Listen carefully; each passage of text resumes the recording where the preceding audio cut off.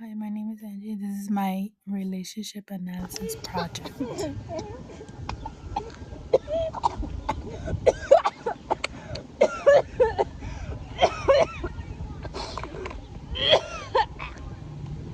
Wait, wait, y'all.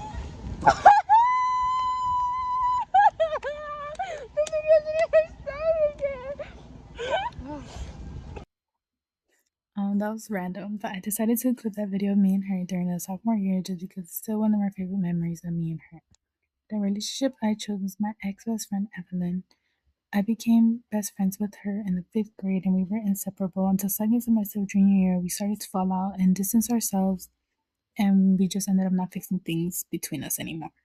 Our current status still remains the same, not talking to each other. We removed each other off of almost every app, and we haven't talked as of March of this year.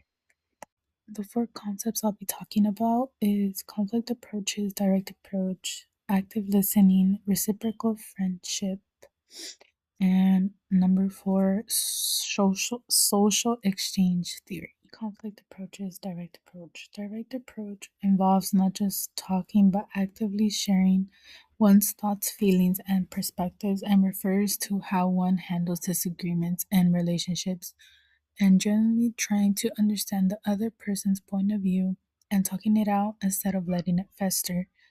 In our years of friendships, we went through so many ups and downs, but we always tried to talk it out about things that bothered us and always came up with a solution to solve it. It was very open and honest. At times, it was hard since we had different perspectives when it came to certain things. Regardless, we rarely argued and always managed to come up with one idea to make both of us happy. An example is when we were disagreeing on where to go during winter break last year. We both couldn't decide, and we both were not wanting to do what the other wanted to do because it was boring or too far. We decided to suggest an alternative and share how we felt without attacking each other, and we ended up deciding on ice skating, bowling, and then going out to eat. Active listening. Active listening involves making the person feel truly heard, understood, and valued. It helps build trust and connections in relationships and friendships, and can help address many barriers such as cognitive or personal. Active listening helps create a safe space without judgment. By doing this, it shows you acknowledge their emotions and showing verbal and nonverbal cues such as asking questions like, could you tell me more about what happened? Using small gestures as well, like nodding and making eye contact with them. An example of this was when I was upset over a boy because he treated me badly and it hurt me that I did not want to go to school to see his face every day. I told her about the situation. She listened. She didn't judge me. She stood by me and always made, and she consoled me and offered me advice and took me out to eat. Although there was times where I come up to her to talk about the situation again and it would irritate her since that's all quote unquote I would talk about, and she started to become more of a judger.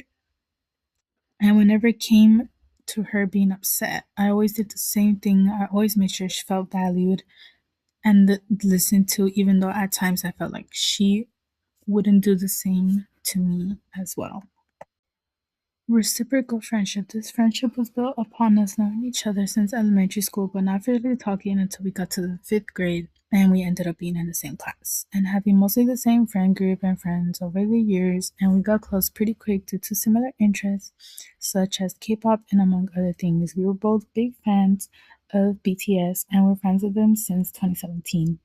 We both put effort into our friendships and we both did things for each other and the friendship, but we had differences as well, and well, we mostly accepted it. We both didn't define one another as a strong one or one with problems. We both felt comfortable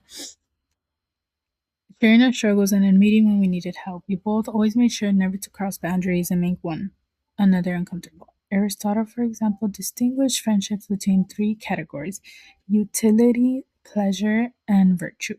An example was I was more organized and more of an academic student, while she was spontaneous and active on other things. Since I was more of an academic busy student, we would usually be distant since I was be with other friends studying or working on an assignment together, or I would leave school early due to sports.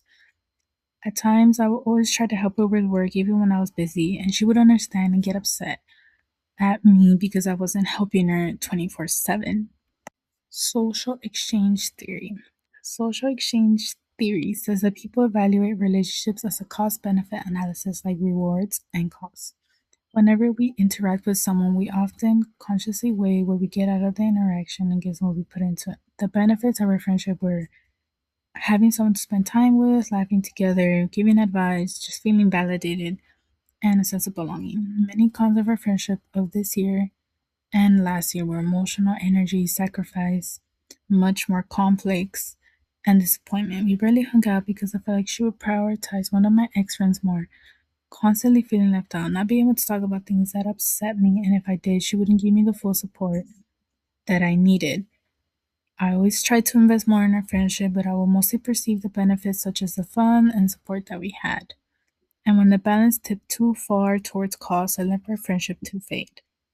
An example was when she kept canceling plans last minute, and I would waste my time and effort because I'll always be busy, but I always try to make some free time for her. And I always tried to communicate that with her, and she would always end up hanging out with my ex friend, and it would hurt me because she would constantly prioritize her. I noticed more potential friends who were more reliable and I had a stronger connection with. We both stopped initiating contact and let our friendship fade without ever talking things out like we used to. Key takeaways. Some key points where active listening is a big part when it comes to friendships or relationships. Bettering at communication and speak up when something is bothering or upsetting a person. Instead of self blaming, we need to own up to our mistakes and learn from it in order to become a better person and teach ourselves how to be better.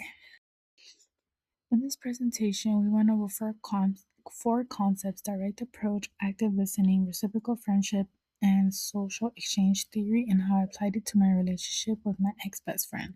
What I learned is great foundation makes strong friendship. Moving forward with our lives and remember the good memories instead of the bad ones, such as learning from the mistakes from that friendship so I don't make the same mistake twice. This project made me realize how our friendship really was and how it needed fixing. It allowed me to reflect and help me better understand healthy relationships. Thank you for listening to my presentation.